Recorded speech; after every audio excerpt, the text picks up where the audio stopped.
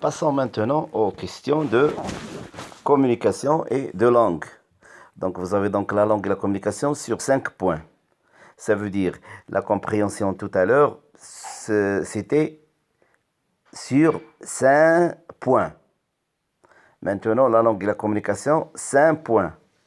Et la production écrite, l'expression écrite, sur 10 points. C'était autrefois. Maintenant aujourd'hui, c'est-à-dire cette année 2020, vous allez avoir la production écrite sur 8 points, la langue et la communication sur 6 et la compréhension sur 6. Donc le barème a changé. Et la notation aussi a changé. Mais le questionnement ou bien les questions restent à peu près les mêmes. Donc vous avez donc la première question. Grammaire. Mozart a pitié du mendiant. 3 points. Ce dernier est malheureux. La question. Remplacer le pointillé, ça veut dire les 3 points, par une expression de cause. Donc, vous voyez que c'est facile. Donc, les expressions de cause, les expressions les plus célèbres sont parce que, car, du moment que, oui, puisque, oui, et ainsi de suite, comme, oui, comme. Ce sont des expressions de cause. On peut utiliser une de ces expressions et vous allez avoir donc la note. Vous allez avoir un point. Donc c'est facile. La première question, elle est relativement facile. La deuxième question. Le papier était froissé. Il valait une grosse somme d'argent. Donc le papier, il est froissé, il est mauvais, il est de mauvaise qualité, mais il coûte très cher. Donc, relie les deux propositions par une expression d'opposition. Donc, je vous ai déjà donné la réponse tout à l'heure, oui. C'est mais. L'expression de l'opposition, c'est mais, pourtant, cependant, toutefois, néanmoins, oui, quoique, bien que, euh, avoir beau, oui. Mais vous allez utiliser l'expression la plus facile. On ne vous a pas demandé de faire la subordonnée. On vous a demandé d'utiliser une expression d'opposition. Donc vous allez utiliser l'expression la plus facile. Mais, tout simplement, mais donc, vous allez dire donc, le mendiant est, ou bien, numéro 2, hein, le papier était froissé. Vous allez effacer donc le point virgule et vous allez mettre mais. Mais il valait une grosse somme d'argent. Oui, oui. Si vous ne voulez pas utiliser mais, donc vous pouvez utiliser cependant, toutefois, néanmoins, pourtant, ainsi de suite. 3. Le mendiant est épuisé. Il ne peut continuer sa tournée. Donc le mendiant est fatigué. Il ne peut pas continuer à marcher. Donc, reprenez cette phrase de manière à exprimer la conséquence. Donc, l'expression de la conséquence aussi, nous l'avons étudiée. Donc, vous avez donc, alors, c'est pourquoi, oui, voilà pourquoi, ainsi, oui, aussi, plus inversion du sujet.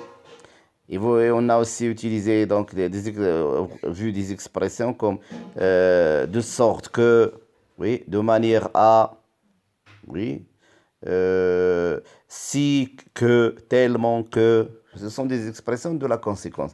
Mais puisqu'on vous a demandé d'utiliser la conséquence, l'expression de la conséquence, donc vous allez utiliser la plus facile. N'essayez pas de compliquer les choses. La plus facile, c'est alors ou bien donc, tout simplement. Donc vous allez dire, donc le mendiant est épuisé, donc à la place de point virgule, donc il ne peut continuer sa tournée. Et vous allez avoir le point. 4. Quand le mendiant se dirigeait vers M. Bretter, Mozart le regardait avec pitié. La question, refaites la phrase en remplaçant quand par une expression équivalente.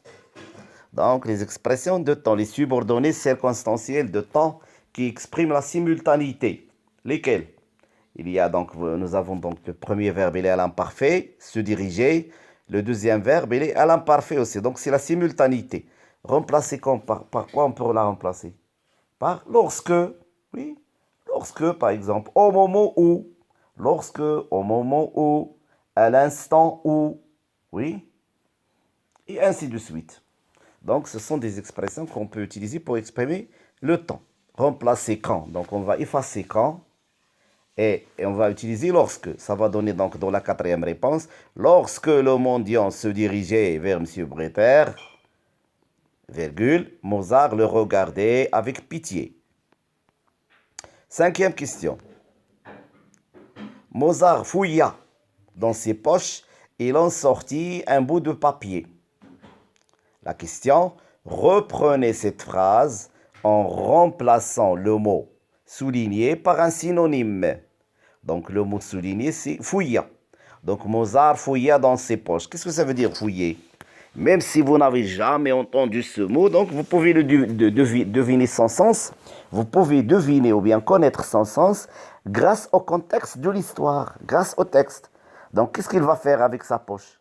Donc le mendiant est devant Mozart et Mozart fait quelque chose à ses poches. Qu'est-ce qu'il va faire? Il veut lui donner de l'argent. Donc il va fouiller, ça veut dire chercher. Tout simplement. Oui. Parfois, on peut comprendre le mot grâce au contexte seulement, même si le mot nous paraît un peu étrange, ou bien un mot nouveau pour nous. Je peux donc recourir au contexte pour le comprendre, tout simplement. Donc, fouilla, ça veut dire chercha. Et voilà. Et vous allez avoir le point. Donc, Mozart fouilla dans ses poches, chercha dans ses poches. 6.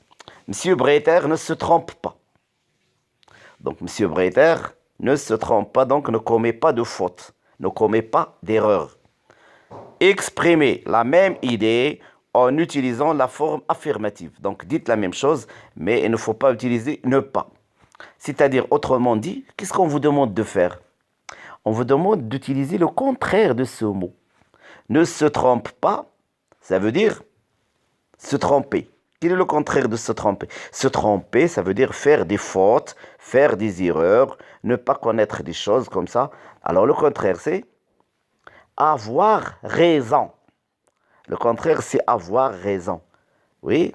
Donc Mozart ne se trompe pas, on va dire Mozart, ou bien Breter, 6, numéro 6. Breter a raison. A raison. Et voilà. Communication. En voyant Mozart lui tendre un papier, le mendiant fut étonné. Oui. La question, formulée sous forme d'hypothèse, deux causes qui seraient à l'origine de l'étonnement de mendiant. Donc, on va formuler deux hypothèses, deux causes qui sont la cause de l'étonnement, qui pourraient être les causes de l'étonnement de mendiant. Donc, en voyant Mozart lui tendre un papier, donc le mendiant regarde Mozart qui lui donne un morceau de papier, une feuille, il devient étonné. Il devient étonné. Donc, qu'est-ce qu'on va dire comme hypothèse? Qu'est-ce que c'est qu'une hypothèse? Une hypothèse, ça veut dire une condition. Oui. L'expression de l'hypothèse, ça veut dire c'est l'expression de la condition. On peut utiliser, pour exprimer la condition, on peut utiliser si plus présent plus futur, si plus imparfait plus conditionnel, si plus que parfait plus conditionnel passé, ou bien au cas où, pourvu que, pour peu que, oui. On peut utiliser toutes ces expressions-là. Donc, et on va dire, donc pour justifier, pour expliquer donc l'étonnement. Donc on peut par exemple dire, si le mendiant, oui, connaît la valeur du papier, il ne s'étonnerait pas. Oui. Il ne s'étonnera pas. Si le mendiant connaît, si plus présent, si le mendiant connaît la valeur du papier, il ne s'étonnera pas. Oui. هذه la première hypothèse. Donc, يكون عارف القيمة ديال الورقة ما غاديش يستغرب. Parce que Mozart, à l'époque, c'était un grand musicien. Chaque fois qu'il écrit un morceau de musique, il le vend à des millions, hein, des millions de francs, ou bien de ducats, comme on a dit. Donc, vous avez donc, si le mendiant connaît, la valeur de Mozart, ou bien connaît Mozart, il ne s'étonnera pas, oui. Si Mozart lui donne de l'argent, il ne s'étonnera pas aussi, oui. Au cas où Mozart lui donnerait de l'argent, il ne s'étonnera pas, ou bien il ne sera pas étonné. Voilà, donc ce sont donc des hypothèses, oui. Ce sont des hypothèses pour justifier et pour expliquer la cause de l'étonnement. Donc, pourquoi il est étonné? Parce qu'il ne connaît pas l'homme. Il ne sait pas la valeur de ce papier. Deuxièmement, exprimer. Donc, on va revenir sur l'expression de l'hypothèse, hein, pour mieux comprendre la leçon. Oui, je crois que c'est une leçon que j'ai pas encore bien expliquée aux élèves de troisième année. Oui, on va revenir sur ça. Deuxièmement, exprimer une concession vis-à-vis de cette affirmation. Donc, qu'est-ce que ça veut dire la concession? Oui, la concession et l'opposition. La concession, ça veut dire, c'est une partie d'une phrase, oui, qui contient deux idées contradictoires. Lorsque vous reliez deux idées qui sont contraires, ou bien deux actions contraires, en une seule phrase, vous allez donc avoir une idée qui s'appelle la concession et une autre qui s'appelle l'opposition. Donc la concession va toujours avec l'opposition. Donc lorsqu'on dit la concession, ça veut dire l'opposition. Oui, pour ne pas vous tromper, la concession, lorsqu'on vous demande faites la concession ou bien faites l'opposition, c'est à peu près la même chose, hein. C'est à peu près la même structure grammaticale, hein. C'est l'expression de l'opposition. Donc on vous a donc donné donc une affirmation et on vous demande de donner le contraire. Alors, nous allons revenir donc à la question exprimer une concession vis-à-vis de cette affirmation. Ce mendiant a reçu une grosse somme d'argent. Donc le mendiant a beaucoup d'argent. Alors donnez-moi une idée contraire. Quelle est l'idée contraire? Il a beaucoup d'argent. Il ne sait pas quoi faire avec cet argent. Oui, il ne sait pas quoi faire avec l'argent. Voilà, il a l'argent et il ne sait pas quoi faire. Par quoi va-t-on relier ces deux phrases-là? Par l'expression de l'opposition. Rappelez-moi donc l'expression de l'opposition. Est-ce que vous vous rappelez? L'expression de l'opposition, c'était, nous l'avons vu dans la question, je crois, expression d'opposition, et la question 2. Oui. Ici, le papier était froissé, il valait une grosse somme d'argent, et la question c'était relier les deux propositions par une expression d'opposition. Donc l'opposition, c'est la même chose que la concession, hein, comme je vous l'ai expliqué. Donc là, vous avez exprimé une concession vis-à-vis de cette affirmation. Oui, donc donnez donc une chose qui serait opposée à cette affirmation. Ce mendiant a reçu une grosse somme d'argent. Oui, j'ai dit qu'il peut me rappeler donc la phrase que je vous ai donnée. Il ne sait pas quoi faire avec cet argent. Donc, quel est le mot qu'on va utiliser qui exprime? Donc, ça, vous pouvez donc le deviner facilement. C'est mais, pourtant, cependant, toutefois, néanmoins, même si, malgré. Même si, malgré, quoique, bien que, oui, avoir beau. Ce sont toutes des expressions. Combien même, oui, ce sont des expressions. Donc on peut dire, ce mendiant a reçu une grosse somme d'argent, mais il n'a aucune idée ou bien il ne sait pas quoi faire avec cette somme. Avec cette somme. Ou bien il ne sait pas quoi faire avec. Donc, mais, vous allez utiliser donc mais, comme je vous l'ai dit tout à l'heure dans la question 2, il faut toujours choisir l'expression la plus facile.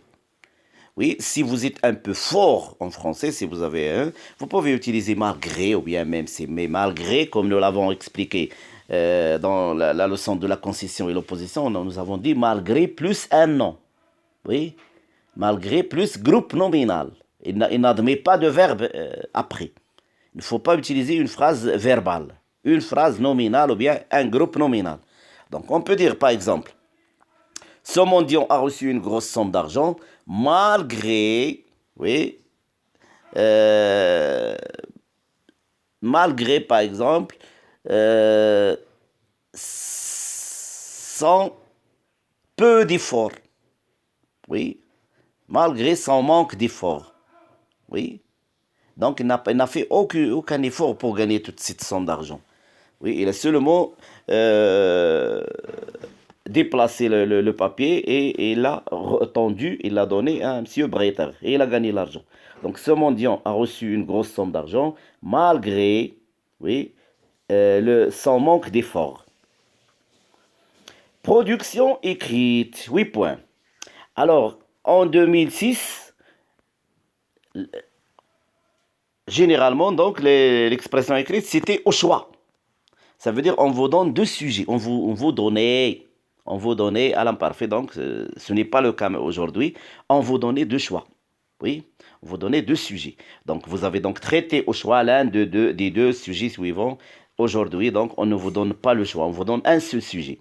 Pourquoi à l'époque on vous donne deux choix? Parce que dans le programme de deuxième semestre, on étudiait le texte narratif, ça veut dire raconter une histoire, et le texte argumentatif, ça veut dire juger, défendre, expliquer un fait ou bien, oui, argumenter une idée. Nas al-Hijaji.